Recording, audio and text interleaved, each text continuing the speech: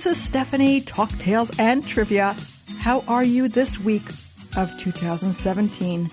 Today, we are recording this episode on March 10th, and here in the Northeast, it is snowing.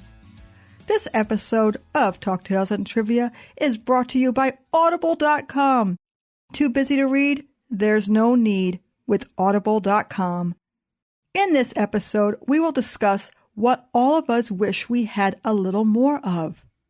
No, it's not sex. Get that mind of yours out of the gutter. Seriously, that's okay to think about, but in this particular instance, I am talking about personal time. Even the words personal time seems somehow unnatural and a little weird when I really begin to think about it. The internet and social media take up some of our personal time, especially if we don't have a traditional office position. But we can command how we spend our personal time and how wisely we spend it. Yet, we let others often take control. Work, our children, after-school commitments, all very important. Do any of these things really lend themselves to quality personal time? Yes, definitely. But I'm talking about the personal time that actually stretches one's creative or intellectual self, and in so doing, giving self-worth as well as good and healthy emotions. As you'll see from my own experience, at one point in my life, I had put my own personal growth activities second place to all other activities in my life. Here's a small secret tale about my own personal time that I don't share with many people, but I will share with you on this week's episode. A while back, I worked at a big trade show company.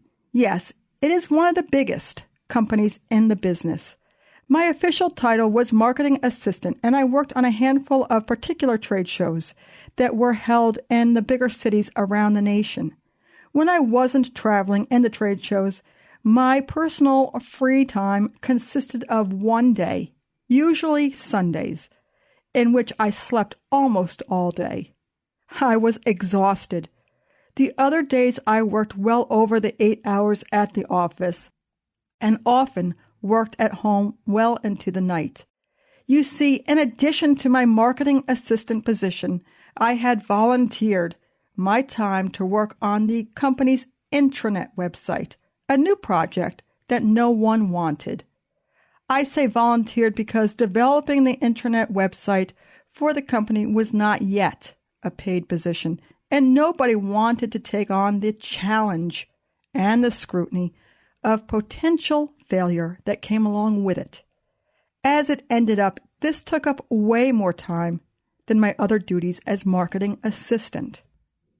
Now, for those that might not know, the intranet, unlike the internet, is the internal website for the employees to exchange documents and to get the latest pertinent news and information about things that were going on in the company.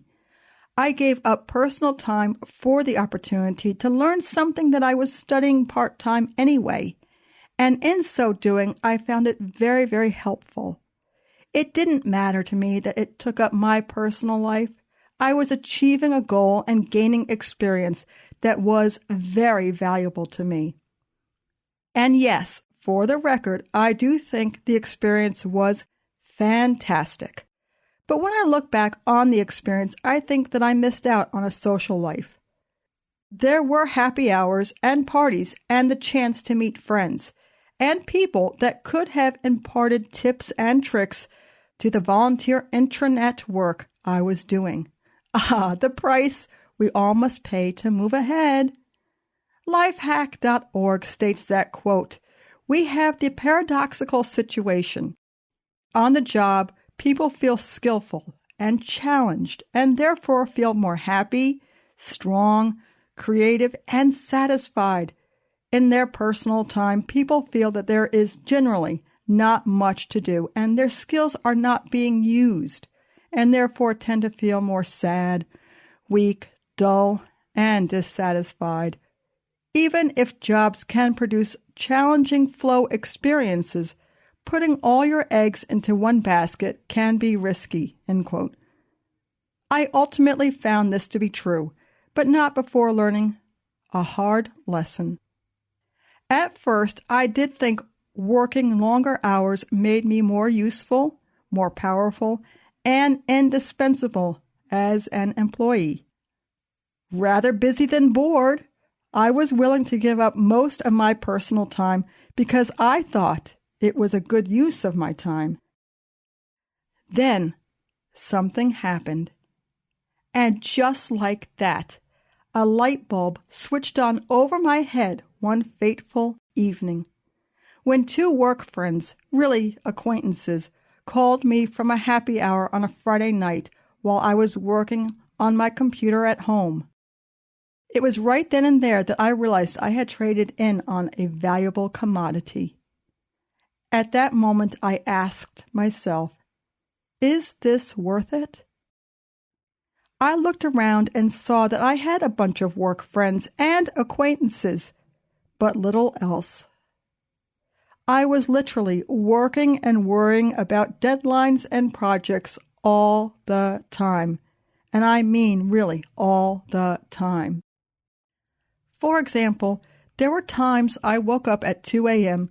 and would think about something that needed to be on the intranet by 8 a.m. that morning and get up and work on that one particular thing for an hour or so before going back to bed, or not even going back to bed, which in turn made me tired and less effective at the marketing assistant position I was paid to do. It was then that I put upgrading my leisure time into action. Yes, it really did seem to happen overnight. And so it was. It didn't take long to make the change. I would start doing activities unrelated to work that would ultimately benefit me and made me whole, well-rounded, and worthy. I truly wanted to be self-confident and able to speak about a variety of subjects that might make having real friendships possible. And so it began. Although I had always worked out, I started to be a bit more approachable and present while at the gym. I smiled more. I ate better. I started karate classes. I finished novels. I went on weekend vacations. I started learning a new language, something I had always wanted to do.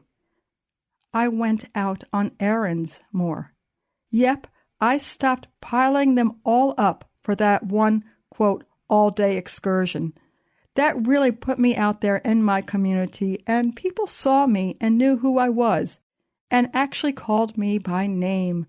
I even started going to Thursday happy hours every now and then. And yes, I finally got that bachelor's degree that I had been working at all along. Well, I must admit, it certainly didn't take long for me to see that the appreciation for all the hard overtime work on the intranet website project had virtually gone unnoticed the whole time. And unbelievable to me, I still received the accolades for doing a good job on that intranet website project. As I began to scale that workload back, I found a way to get the same work done in less time and put the focus on the important marketing assistant position I was being paid to do.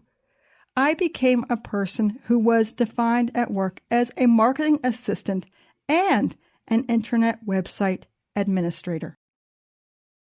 So, the moral of my tale this episode is that we have to take care of ourselves so that we can get peace of mind and become the well-rounded person that all of us are proud to be and want to be. Defined and described in many good ways and as having many differing talents and skills. Now, in so saying, I completely and fully understand that some listeners may think it is selfish to give so much thought to having the personal time to better yourself.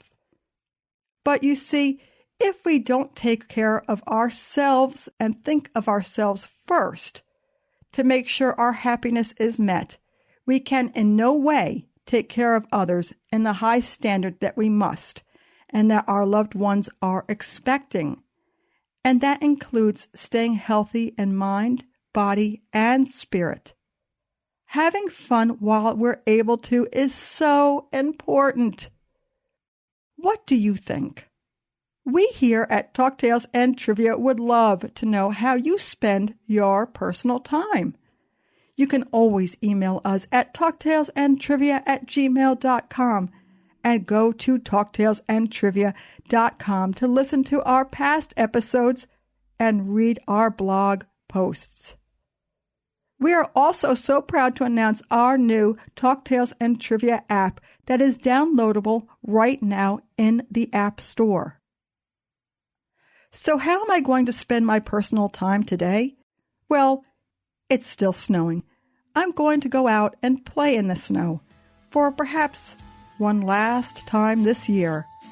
Our research team is working feverishly on next week's topic, and you won't want to miss it. Have a great week, and we'll see you then. See ya!